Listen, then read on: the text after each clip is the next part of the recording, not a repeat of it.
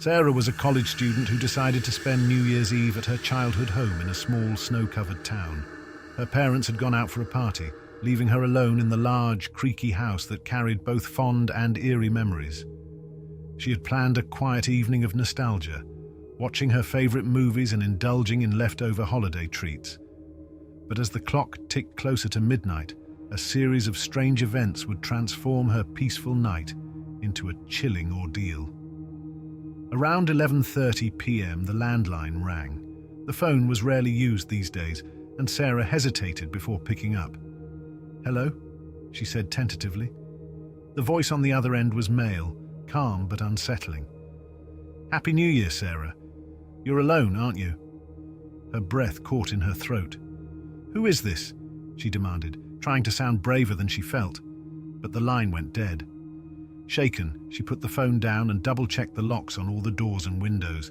As she pulled the curtains shut, she noticed footprints in the freshly fallen snow outside. They led from the edge of the woods directly to her front porch. Heart pounding, Sarah dialed her parents. No answer. She called the police, who assured her they'd send someone to check on her. Minutes stretched into an eternity as she waited, clutching a kitchen knife for protection. Then came a loud knock at the door. "Police!" a voice called out. Relieved, she opened the door slightly to see a man in uniform. But something was off. His badge looked strange, and his demeanor was anything but professional. He asked to come in, claiming he needed to inspect the house. Suspicion flared, and Sarah slammed the door shut. The man began pounding on the door, his calm facade replaced with rage.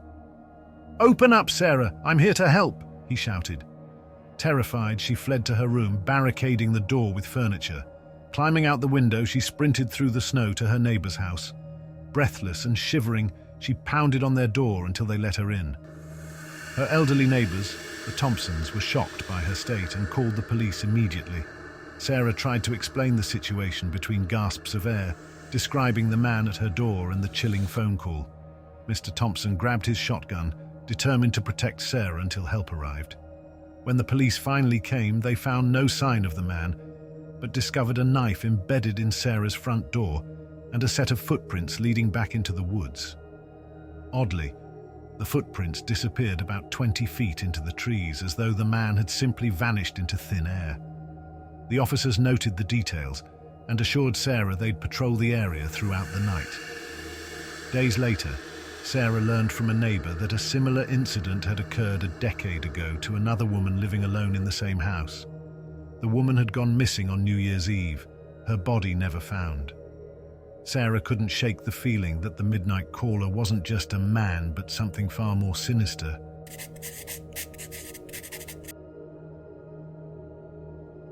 James and his friends, Emma, Daniel and Mia, wanted a unique way to ring in the new year.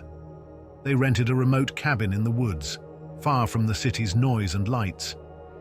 The drive to the cabin had been uneventful, but the snow-covered trees and isolation gave the area an unsettling charm. The group settled in, lighting a roaring fire and preparing snacks. They played board games and sipped on hot cocoa as laughter filled the cabin. Around 10 p.m., the first strange noise broke the cheerful atmosphere. A faint knocking sound came from the woods outside. "Probably just a tree branch in the wind," Daniel said dismissively. The others agreed, though unease lingered in the air. The knocking continued intermittently over the next hour, growing louder and more deliberate. At 11 p.m., James decided to investigate. Armed with a flashlight, he stepped outside. The cold air bit at his face as he scanned the tree line. There was no one in sight. But as he turned to go back inside, his flashlight caught something. Muddy footprints leading up to the porch, and then disappearing into the woods. James hurried back inside, locking the door behind him. He told the others about the footprints, and the group's excitement turned to fear. They debated whether to call for help, but decided against it, thinking they might be overreacting. At 11:45 p.m., the knocking stopped. Relief washed over them, but it was short-lived. Suddenly, whispers began to emanate from the back door. The words were indistinct but chilling. "Let us in," a voice hissed.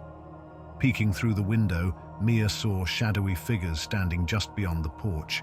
Their faces were obscured and they didn't move like normal people. Panicked, the group decided to barricade all the windows and doors. James discovered a rusted rifle in one of the cabin's closets, and although it looked ancient, it was loaded. The figures outside began circling the cabin, their shadows flickering in the firelight visible through the gaps in the curtains. Then, the whispers stopped, replaced by a loud thud on the roof. James climbed onto a chair to look through the ceiling hatch and froze. One of the figures was on the roof, its face pressed against the small window. It smiled, revealing rows of sharp, jagged teeth. "Midnight," it hissed. As the clock struck 12, the cabin was plunged into darkness. The lights flickered and died, the fire sputtered out, and the air grew icy cold.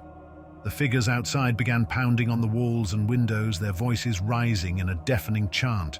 Just as suddenly as it had begun, the noise stopped. When the group dared to look outside, the figures were gone, leaving behind strange symbols carved into the walls and trees. The friends left the cabin at first light, vowing never to speak of what happened. Years later, James came across an old newspaper article about a cult that had used the same cabin for rituals on New Year's Eve. The article claimed the rituals summoned something inhuman.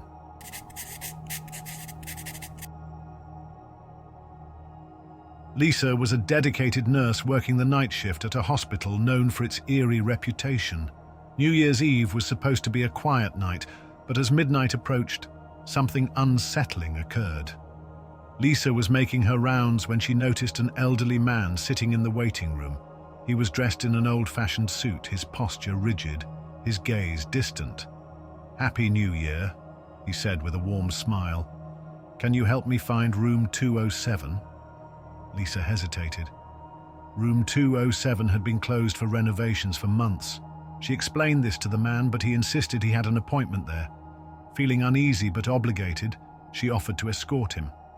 The hallway leading to room 207 was dimly lit, and the air felt unnaturally cold.